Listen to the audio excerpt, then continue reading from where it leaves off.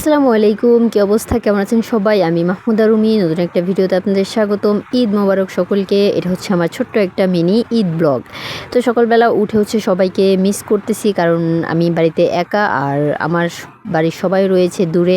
তো তাদেরকে মিস করার পর হচ্ছে গিয়ে আমার এখন কাজ করার পালা। তো বাড়িঘর পরিষ্কার করে ফেলছি সকাল সকাল উঠে। এখন হচ্ছে গিয়ে টুকটাক রান্না করতে হবে। আর টুকটাক রান্না কারণ হচ্ছে আমি চলে যাব বাপের বাড়িতে। তো বাড়িতে এত রান্না কে খাবে, এজন্য ছোটোখাটো একটু রান্নার আয়োজন করেছি। সেগুলো রান্না শেষ করে তারপর হচ্ছে গিয়ে বেরিয়ে পড়বো। গেদার বাপ নামাজ পড়তে গেছে, সে ঈদের নামাজ শেষ করে আসলে হচ্ছে আমরা বেরিয়ে পড়বো।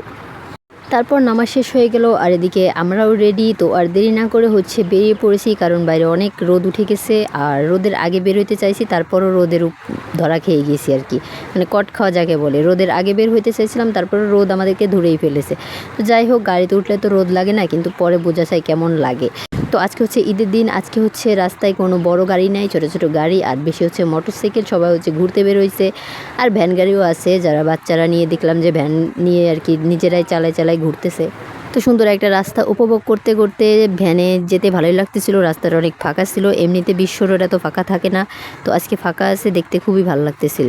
ভ্যানের যাত্রা শেষ করে এখানে দাঁড়িয়ে আছি বাসের জন্য। বাস আসতে লেট করতেছে আর অনেক গরম। আজকে রাস্তায় প্রচুর রোদ, মানে আজকে কেন, কয়েকদিন ধরে তো প্রচুর রোদ, রাস্তায় অনেক গরম। জামা কাপড় তো পরাই নিয়ে আসি, তার অবস্থা খারাপ, গেমে মানে ভিতরে পুরো ভিজে গেছে। তারপর বিরক্ত করতেছে। তো এই জন্য আর কি তাড়াতাড়ি বাস আসলে আমরা বাঁচি বলতে এর জন্য বাঁচি, তার উপর ঘুম এসে গেছে।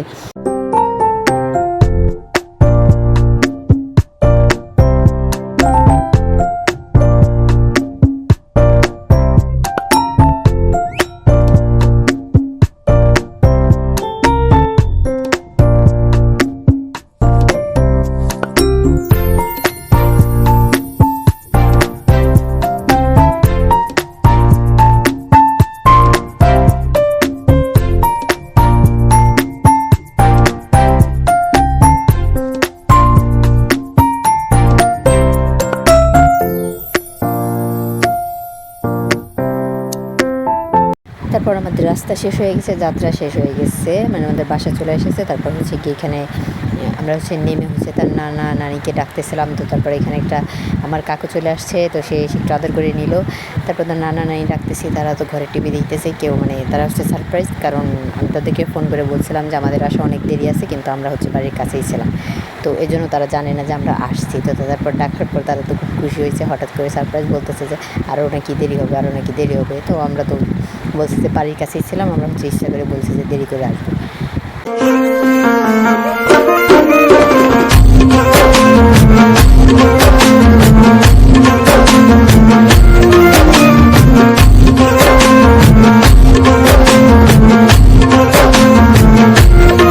অনেক ক্ষুধা লেগে গেছিলো আর দেরি না করে খাবার নিয়ে বসে গেলাম। তো এখন খাওয়ার পালা। আর এই হচ্ছে ঈদ, প্রতি ঈদে এটাই হয়।